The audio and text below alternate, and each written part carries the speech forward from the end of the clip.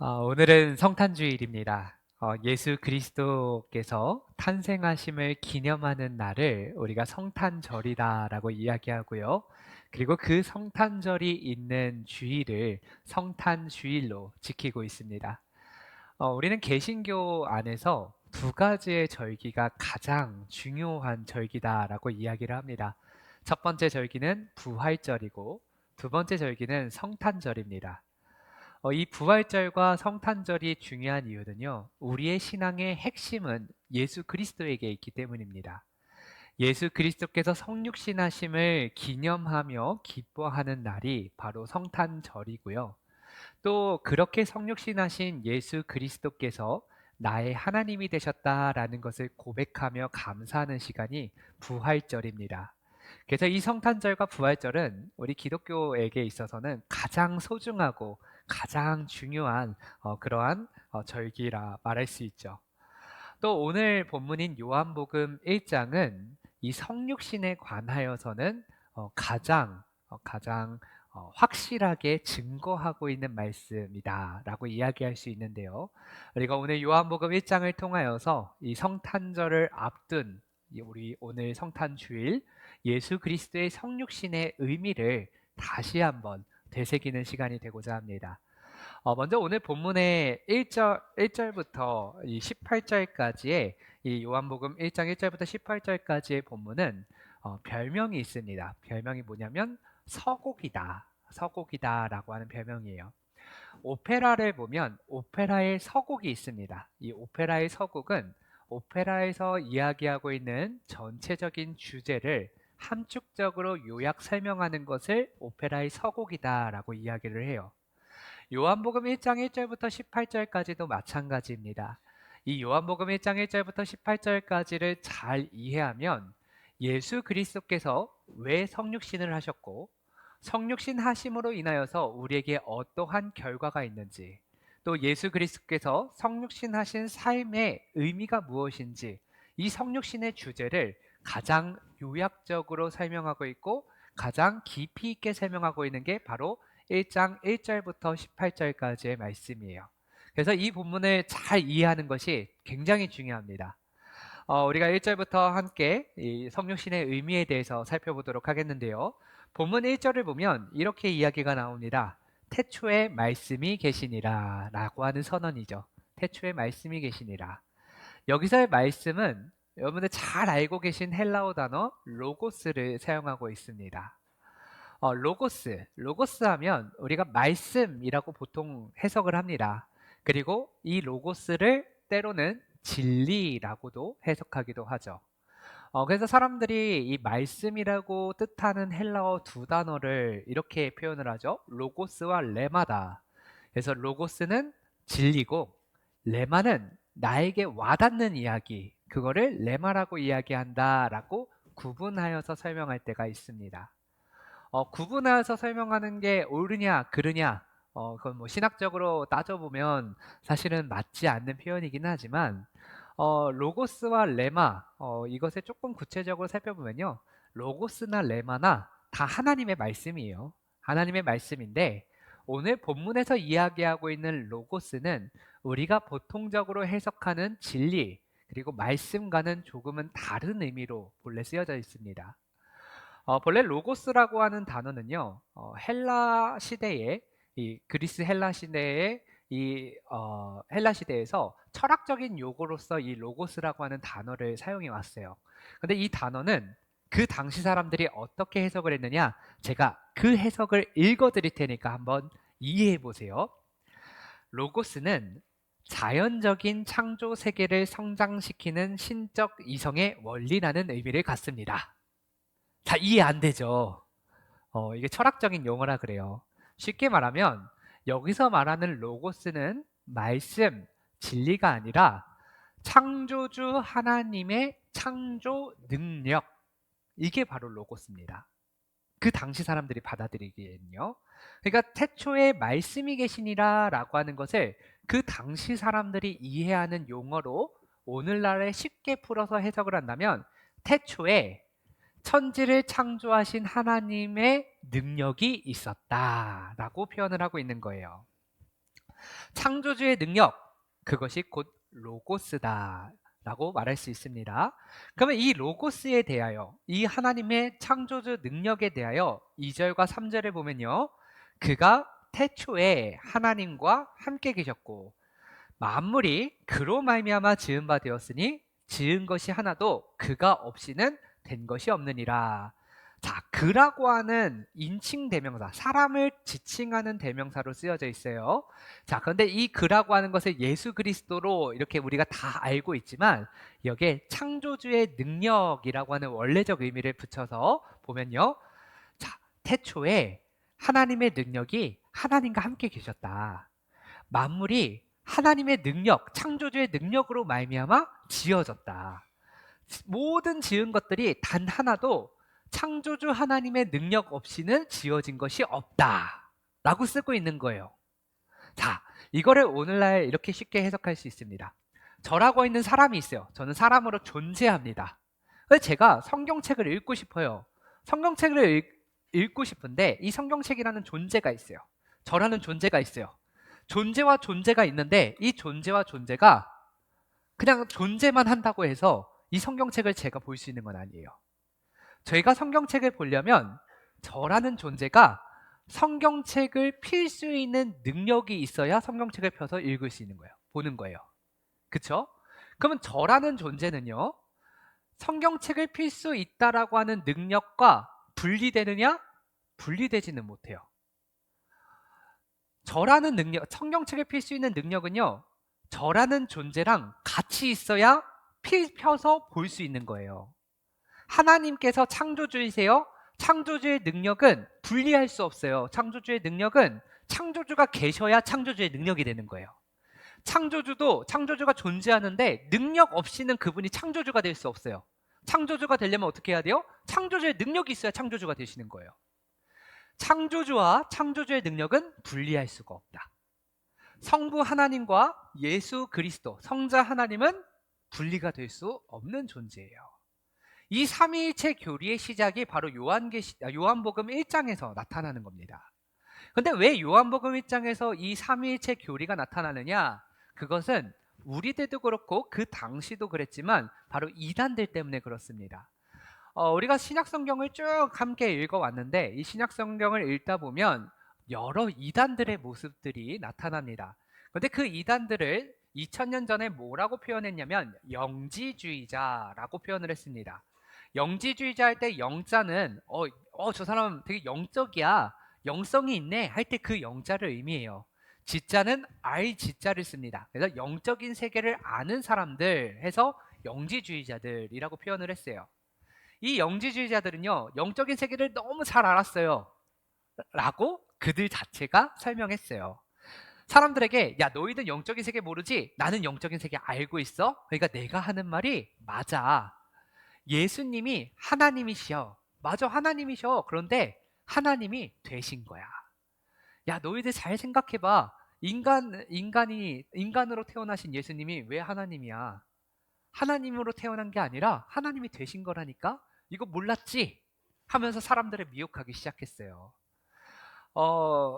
이 영지주의자들이 어떻게 예수님을 설명하냐면 예수님은 인간으로 태어났었다. 그러나 예수님께서 인간으로 태어나셨지만 거룩하고 성스러운 인간이기 때문에 하나님께서 메시아의 영을 불어넣어 주시사 그가 메시아로서 그리스도로서 하나님이 되셨다. 이게 영지주의자들이 2000년 전에 하던 이야기입니다. 그런데 그 이야기가 오늘날 우리 이단들에게도 똑같은 방법으로 지금까지 계속되고 있어요. 신천지의 이땡희 씨, 그리고 통일교의 문땡명 씨, 그리고 우리 저기 어디냐, 옆 동네 가는 그 길에 있는 하나님의 교회 안땡홍 씨, 그분들께서 하시는 말씀이 나는 인간으로 태어났으나 하나님께서 선택하셔서 제2의 예수가 되었다. 이단들이 똑같이 하는 얘기들이에요. 그 이단들이 준동하던 그 당시 2000년 전이나 오늘날에나 그 이단들의 가르침은 변하지 않습니다. 왜냐하면 그렇게 가르쳐야 자기가 제2의 예수가 되고 제2의 또 교주가 될 수 있기 때문에 그 방식을 사용하는 거예요. 제가 예언 하나 할게요. 이땡희 씨 죽고 나면은 아마 다음 사람이 제3의 예수다라고 얘기할 겁니다. 그런 식으로 이단들은 계속 이어지고 있는 거예요. 어, 이 요한은요, 사도 요한은 이렇게 잘못된 이단들의 가르침이 계속될 것을 알았기 때문에 명확하게 예수 그리스도가 누구이신지를 설명하고 있는 겁니다. 예수 그리스도는 하나님과 분리될 수 없는 존재예요. 성부 하나님께서 천지를 창조하실 때 그때 창조의 능력으로서 계셨던 그분이 바로 예수님이시고, 예수님은 인간으로 태어나셨지만 인간으로 태어나신 분이 아니라 창조주의 능력이 인간이 되신 것뿐이에요. 처음부터 하나님이셨던 분, 계속해서 하나님이신 분, 앞으로도 쭉 하나님이실 분, 그분이 바로 예수님이십니다. 이 선포는 그 당시엔 너무나 충격적이고 놀라운 것이었습니다. 그렇기 때문에 요한은 이 예수님이 하나님이시라는 것을 정확하게 이야기하고 분리될 수 없는 존재라는 걸 얘기하면서 성육신은 하나님이 인간이 되시기 위하여 이 땅 가운데 내려오신 사건이다라는 것을 분명하게 이야기합니다. 그래서 우리는 하나님을 믿는다라고 하면 사실은 예수님을 믿는다입니다. 예수님을 믿는다라고 얘기하면 그것은 사실은 하나님을 믿는다라는 말이에요. 그 말은 처음부터 분리되지 않고 같이 있는 이야기입니다. 그러면 이 예수님, 바로 하나님의 창조주이신 능력이 어떠한 분이시냐? 4절과 5절에 보면요, 그 안에, 그 창조주의 능력, 예수 그리스도 안에 생명이 있다. 이 생명은 사람들의 빛이라 라고 4절에 이야기하고 있습니다. 자, 여기서 보면 생명이 사람들의 빛이라 라고 하는데, 그러면 생명은 사람들에게만 주어진 것이냐? 그것은 아니에요. 동물이나 자연 만물의 구원의 여부, 천국 간다 만다의 여부와는 다릅니다. 하늘은, 유대인들은 하늘은 하나님의 영역이고 땅은 사람들의 영역, 일반적인 세상이라고 이야기를 해왔습니다. 그렇기 때문에 여기서 이야기하는 것은 사람들의 빛이다 라고 하는 건 세상의 빛이다 라고 하는 표현이에요. 처음에 하나님께서 세상을 창조하실 때 아담과 하와에게 이 세상을 관리할 수 있도록 임무를 부여하셨습니다. 근데 죄가 들어오고 나서 아담과 하와만 그 죄의 결과로 벌을 받느냐? 그렇지 않았어요. 하나님께서는 아담과 하와를 벌 주시며 아담에게는 너가 평생 동안 수고하고 애써야지 땅의 소산으로 먹고 살 수 있어 라고 이야기하셨고요. 여자에게는 너가 이제는 해산하는 고통을 겪게 될 거야 라고 벌을 주셨어요. 그런데 그것뿐만 아니라 자연 만물에게도 벌을 주십니다. 인간의 죄로 인하여서요. 어떤 벌이냐면 너는 이제부터 가시와 엉겅퀴들, 가시덩굴과 엉겅퀴를 낼 것이야 라고 이 세상에게도 벌을 주셨어요. 그래서 하나님 나라가 다시 임할 때가 아니라 예수님께서 다시 이 땅 가운데 오실 때에는 이 세상의 모든 불안정해진 것들이 다 회복되는 겁니다. 여기서 그래서 사람들의 빛이다 라고 하는 것은 그냥 일반적인 인간들만을 의미하는 게 아니라 인간 세상 전체에 바로 우리 주님께서, 예수님께서 빛이시다 라고 하는 표현이에요. 즉 예수님께서 이 세상을 창조하셨기 때문에 이 창조된 모든 세계의 주인은 예수님이세요. 그렇죠? 그러면 예수님이 이 세상의 주인이시고 이 세상을 창조하신 분이라면 예수님의 뜻대로 이 세상은 흘러가야 그게 옳은 거예요. 근데 그게 빛이고 옳은 건데 세상은 죄로 인하여서 어둠 가운데 있기 때문에 빛으로 오신 예수님을 좋아할까요? 싫어할까요? 싫어해요. 그 싫어하는 것도 참 당연한 건데 5절에 보니까 빛으로 오신 예수님, 바로 하나님의 능력을 어둠은 깨닫지 못한다라고 이야기하고 있어요. 알아차리지조차도 못해요. 그건 그 당시에도 마찬가지고 오늘날도 마찬가지입니다. 여러분, 그 당시에 예수님께서 빛으로 오셨어요. 빛으로 오셨는데 예수님께서 빛으로 오셔서 하신 말씀이 하나님 나라의 말씀이고 율법적으로 완전한 말씀인데 그 말씀을 듣는 율법학자들, 서기관과 바리새파 사람들, 사두개파 사람들, 그 당시의 사람들은 그걸 받아들이느냐? 받아들이지 아니하였죠. 싫어하는 것도 싫어하지도 좋아하지도 않는 사람들은 그가 빛인 줄도 모르는 채로 예수님을 거부합니다. 그리고 예수님을 죽입니다. 그게 바로 어둠이 하는 짓들이에요. 근데 그 어둠이 하는 짓들은 오늘날에도 마찬가지입니다. 오늘날 예수님의 빛이라는 걸 선포해도 세상은 압니까 모릅니까? 몰라요. 그리고 그것을 선포한 걸 들으면 싫어해요. 사람들만 그러느냐? 그렇지 않아요. 이 세상의 모든 영역이 빛으로 오신 예수님을 거부하거나 혹은 알아차리지 못합니다. 여러분들 저를 잘 아실 거예요. 저는 선거철만 되면 빨간 넥타이를 하면 파란색 책을 갖고 다니고요. 파란색 넥타이를 하면 빨간색 책을 갖고 다닙니다. 심지어는 2주 연속으로 빨간색, 파란색 넥타이를 번갈아 가면서 껴요. 같은 색을 절대 2주 연속으로 하지 않습니다. 저 정치적인 사람 아닙니다. 근데 제가 이 말은 해야겠어요. 열흘 전에 정보통신법이 개정이 되었습니다. 자, 정보통신망법이에요. 정보통신망법은 인터넷에 관련된 법입니다. 여러분 그 법이 10일 전에 개정이 되었는데 개정되고 나서 그 법안을 발의했던 의원들이 발표한 내용을 지금 읽어드리겠습니다. 동성애, 성전환이나 제3의 성을 반대 또는 비판하는 의견, 표현을 SNS, 인터넷, 유튜브, 블로그 등에 게시할 경우 불법 정보가 되어 유통이 금지될 수 있고 유튜브, 홈페이지, 종교계 인터넷 신문에 게시된 성직자의 설교도 역시 규제 대상이 될 수 있다. 여러분 이게 열흘 전에 통과가 된 개정이 된 법안의 내용입니다. 이 법안 개정되는 거 여러분들 알고 계셨어요? 국민들한테 이야기를 했습니까? 우리 포괄적 차별금지법 기독교계가 굉장히 크게 반발하면서 반대했습니다. 그러니까 어떻게 한 거냐면 이걸 국민들한테 알리지 아니하고 포괄적 차별금지법이 아니라 정보통신망법에 이 내용을 껴서 통과시킨 거예요. 얼마나 악한 겁니까? 동성애, 성전환, 제3의 성, 그거는 개인이 선택한 겁니다. 자연적인 질서나 창조의 원리와는 전혀 다른 내용이에요. 그것에 반대 또는 비판하는 의견을 내면 처벌하겠대요. 그렇다면 여러분들의 종교적 가치, 신념, 윤리적 규범, 사회적 함의는 그거를 반대하고 그거를 비판하는 사람들은 처벌하지 않는데 개인의 신념, 개인의 결정, 개인의 그런 선택은 반대하거나 비판하면 처벌하겠다. 이게 무슨 이중잣대입니까? 이것을 교묘하게 정보통신망법에 넣어서 개정을 시켜버렸어요. 여러분 어떻게 이런 일이 발생하고 있는데 우리는 가만히 있을 수 있겠습니까?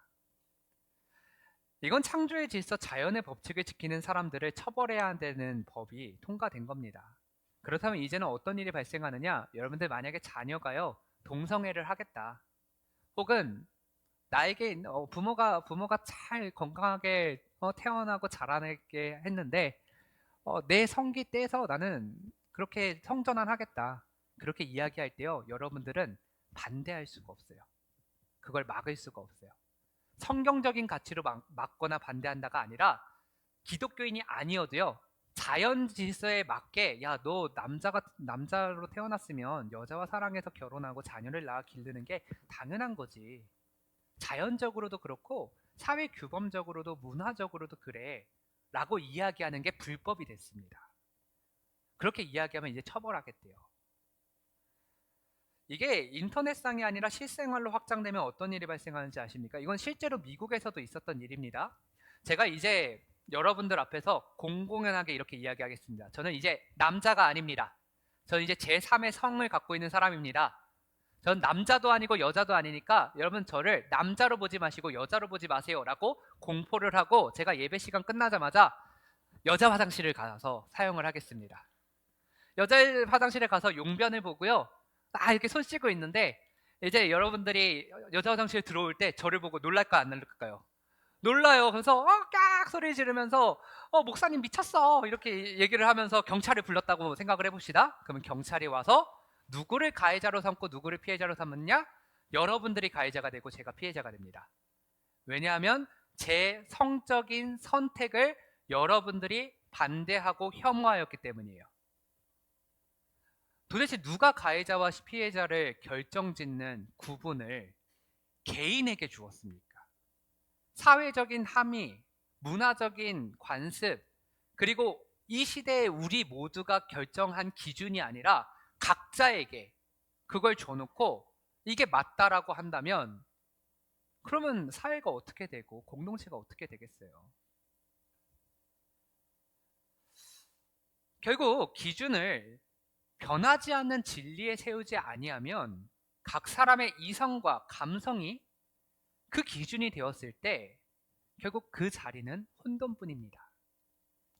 창조의 질서, 예수 그리스도의 복음은요, 사실 기독교인들에게만 빛이 아니라 세상의 빛이에요. 사람들의 빛이에요.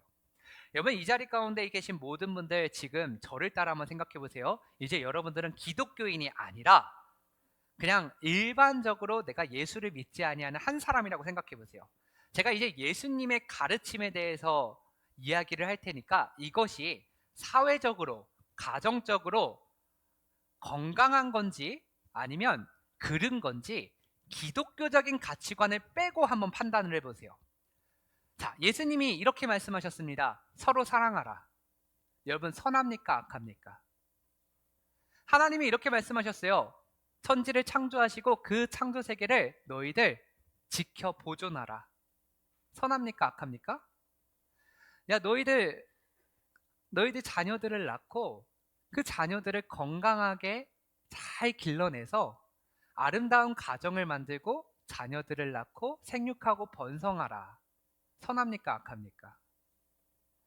예수님의 가르침 가운데 악한 게 뭐가 있어요? 예수님을 믿지 않는 자들조차도 예수님의 가르침 가운데 악한 것을 발견할 수 있는 사람 있으면 제발 좀 나와보시라고 하세요.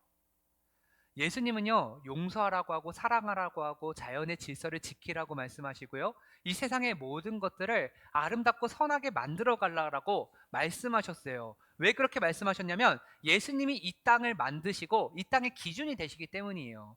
그래서 이 땅에 창조된 모든 피조세계들은 그 말씀에 악하다라고 이야기할 수가 없는 거예요. 그분이 기준이고 그분이 말씀하신 대로 지금까지 지켜왔으니까. 그런데요, 문제는 뭐냐면요, 지금 제가 이 법이 통과된 내용들을 다시 한번 말씀드릴게요. 여러분들은 여전히 기독교인이 아닌 상태에서 들어보세요. 야, 너희들 자녀가 이제 동성애를 하겠다라고 이야기했을 때 반대하지 마. 네 자녀가 하고 싶은 대로 냅둬. 너의 자녀가 성기 떼어버리고 그 자리에 이제 이렇게 성 정체성을 바꾼다고 해서 너희들 반대할 수 있는 이유 없어. 너희들 자연 만물 그거 다 인간들을 위한 거야. 너희들 파괴하고 너희들 멋대로 만들어도 돼. 그거 너희들 사용해. 나중에 어떻게 되겠지. 뭐 우주 어딘가에 기술이 개발되면은 뭔가 될 거야. 여러분, 이것들이 과연 선한 겁니까? 가정? 무너져도 뭐 어쩔 거야. 그건 개인의 선택인데. 부부? 서로 사랑해서 결혼했다고? 그게 뭔 상관이야? 싫으면 이혼해도 되지. 너희들 자녀? 이렇게 살다가 결혼하기 싫으면 결혼하지 말라 그래. 자녀 낳기 싫으면 자녀 낳지 말라 그래. 여러분, 이 모든 것들이 이제는 기준이 됐다고요. 이거 기독교인 아닌 사람들이 보기에도 건강하지 않은 사회예요. 옳지 않은 방법들이에요. 근데 그거를 지금 통과시켰다고요. 여러분, 세상은요, 점점 더 악한 방법으로 우리들을 계속 내몰 겁니다. 성육신하신 예수 그리스도는 분명히 세상의 빛으로 오셨습니다. 사람들의 빛으로 오셨고 그분 안에 생명이 있습니다. 그런데 우리는 그 빛을 믿고 그 빛을 따른다라고 하는 빛의 자녀된 인생임에도 불구하고 세상이 악을 향하여 가고 있고 어둠 속에 있는데도 우리는 빛으로서 어둠을 밝히지 못하고 있어요. 시절이 매우 어둡습니다. 우리는 지금 빛과 어둠이 공존하는 시대를 살아가고 있어요. 내가 선택한 거 아니에요. 물론 이 빛과 어둠이 공존하는 시대는 하나님의 선택입니다. 요즘에 새벽 기도회 때마다 이제 요한계시록의 말씀을 묵상하고 있습니다. 요한계시록 2장을 보면요, 되게 재밌는 말씀이 나와요. 하나님께서 천사 한 명을 보내서 이 사단을 결박시키십니다. 하나님께 수많은 천사들이 있어요. 셀 수 없을 정도로 많은 천사가 있지만 그 천사들 중 한 명만 보내도 사단은 꼼짝 못해요. 저항도 못하고 감옥에 갇혀버려요. 사단의 능력이 아무리 크고 아무리 그가 나를 미혹하는 힘이 강하다 할지라도 하나님의 능력 그 세 발의 피조차도 되지 않는 게 그게 바로 사단의 능력이에요. 그런데 하나님께서 그 사단을 옥에 가두셨다가 잠시 풀어두십니다. 왜 잠시 풀어두시느냐? 우리는 이런 질문을 해요. 하나님, 왜 이 세상을 살아가는 데 있어서 악을 내버려 두십니까? 이 고통의 문제 왜 하나님 침묵하고 계십니까? 라고 울부짖는 그 문제가 바로 하나님이 악을 잠시 풀어놓으신 이 사건이에요. 오늘날 우리들 가운데 나타나는 질문이죠. 근데 왜 풀어두셨냐면 이 사단이 하는 짓을 보면 알 수 있습니다. 사단이 무슨 짓을 하느냐? 성도들을 미혹시켜 넘어뜨리는 역할을 해요. 그렇다면 하나님이 왜 그를 풀어놓으시느냐? 성도들을 미혹하여 넘어뜨릴 때 믿음을 지키라고 그 사단을 풀어놓으시는 거예요. 악이 없으면요, 선이 무엇인지를 알 수 없고요, 어둠이 없으면 빛이 무엇인지를 알 수가 없는 거예요. 사단을 이 자리 가운데 풀어놓으시고 사단이 요한계시록에 보면 세상의 권력들에게 힘을 주어서 성도들을 넘어뜨리고 교회를 핍박하는 존재로 나타납니다. 왜 그렇게 내버려 두시냐면 그 일들을 통하여서 우리들에게 믿음을 지키라라고 하나님이 그 자리를 허락하여 주시는 거예요. 여러분, 우리는 빛의 자녀로 선택받아서 이 자리 가운데 온 존재입니다. 빛으로 살아야 되는 존재예요. 어둠이 우리의 빛을 삼킬 수 있느냐? 삼킬 수 없어요. 그런데 우리는 어둠 가운데 자꾸만 빛의 소리를 내지 못하고 빛으로서의 역할을 하지 못하며 살아가고 있는 거예요. 우리가 그렇게 빛으로서 살지 못하고 믿음을 지켜내지 않으면 주님께서 다시 오시는 그날 우리를 향해서 이렇게 말씀하시는 겁니다. 나는 도무지 너를 알지 못하노라. 여러분, 이 어두운 시대에 진정한 빛을 선택하시기를 바랍니다. 바로 말씀이 되신 예수 그리스도예요. 그분을 믿고 따르는 자는 어둠에 밀리지 아니하고 생명으로 걸어가는 힘이 있습니다. 시대만 어둠이 아닙니다. 여러분들 삶 속에도 어둠이 있어요. 여러분 가운데 얼마나 많은 두려움과 불안과 죄책감과 우울함과 분노감과 중독과 관계의 깨어짐들이 있습니까? 이 모든 것이 바로 나를 둘러싸고 있는 어둠이에요. 그리고 이 어둠은 그 자체로 사라지지 않습니다. 빛이 나에게 임하고 내가 빛으로 살려고 결단할 때에 그때의 어둠이 사라지는 겁니다. 포괄적 차별금지법 이번 이렇게 통과될 때에 정보통신망법 안에서 통과가 될 때에 그때 이 포괄적 차별금지법을 발의한 의원들은 죄송합니다. 제가 정당의 이름을 말씀드리겠습니다. 더불어민주당 의원들이었습니다. 더불어민주당 의원들 11명이 이것을 발의했어요. 하지만 제가 정말 사랑하고 존경하는 한 의원님은 더불어민주당 의원이신데 그분이 4년 전이군요. 4년 전쯤에 포괄적 차별금지법에 대해서 반대한다라고 성명을 발표하셨습니다. 전 그분이 참 존경스러웠어요. 왜 존경스러웠냐면요, 더불어민주당 의원이 더불어민주당의 당론을 거부한다는 것은 이제 앞으로 공천받지 않을 수 있다는 것을 전제합니다. 얼마나 두려우셨을까요? 본인은 의원직으로서 한평생 살아오셨던 분이에요. 정치적 생명을 걸고 기독교적 가치, 나의 신앙의 가치를, 신념을 지키고자 그 두려움을 이겨내신 거예요. 이겨내시는 그 과정도 저는 알고 있습니다. 정말 그 처음에는 침묵하셨어요. 그러다가 이제 목사님께서 부르셔가지고 같이 이야기를 하시고 본인이 하겠다라고 결단을 하시고 그렇게 성명을 발표하셨습니다. 여러분, 기독교인은요, 뭐 더불어민주당을 지지하면 안 된다? 아니에요. 더불어민주당 지지하셔도 돼요. 국민의힘 지지하시면 안 된다? 아니에요. 국민의힘 지지하셔도 됩니다. 근데 그 자리에서 여러분들을 두렵게 만들고 불안하게 만드는 그 당론이 여러분들의 신념보다, 예수 그리스도의 가르침보다 더 중요합니까? 그렇지 않아요. 예수 그리스도의 가르침대로 살아가면 되는 거예요. 나는 그 자리에서 그 당을 지지하면서도 그 자리에서 그 당론이 하나님의 말씀과 다르다면, 성도들을 성도답게 살아가는 데 있어서 방해를 하는 요소가 된다면 결연히 그것을 저항할 수 있어야죠. 이렇게 말하니까 제가 굉장히 보수적인 인간이 된 것 같습니다. 저는 국민의힘도 마찬가지라고 생각합니다. 여러분, 계엄령 떨어졌을 때 여러분 그게 기독교적 가치로서 받아들일 수 있는 가치입니까? 저항해야죠. 말이 안 되는 부분은 당연히 저항해야 됩니다. 여러분, 우리는요 하늘에 속한 사람들이에요. 빛의 자녀예요. 이 땅에 속한 그 어떠한 것도 세상이 만들어내고 사람이 만들어낸다면 하나님의 선을 담아낼 수 있는 능력이 없습니다. 그렇기 때문에 그곳에 여러분들의 인생을 걸지 마세요. 빛의 자녀로서 하나님의 말씀에 여러분들 인생을 거셔야 됩니다. 그렇게 인생을 거시는 여러분들을 통하여서 여러분의 삶을 둘러싸고 있는 어둠이 물러나는 거예요. 여러분, 정말 하나님 나라 누리면서 살아가고 싶잖아요. 여러분, 어둠 속에 갇혀서 살아가기 싫으시잖아요. 그러면 어떻게 해야 되느냐? 내가 서 있는 이 자리에서 빛으로 살아야 돼요. 빛으로 살려고 결단하지 않으면 여러분의 인생은 계속 어둠뿐이고, 여러분들의 인생은 하나님의 말씀보다 우선되는 세상의 것들에 사로잡혀 결국 좌절과 고통과 원망과 불안과 그런 악한 감정들이 사로잡혀 있는 그런 인생일 뿐입니다. 말씀은 말합니다.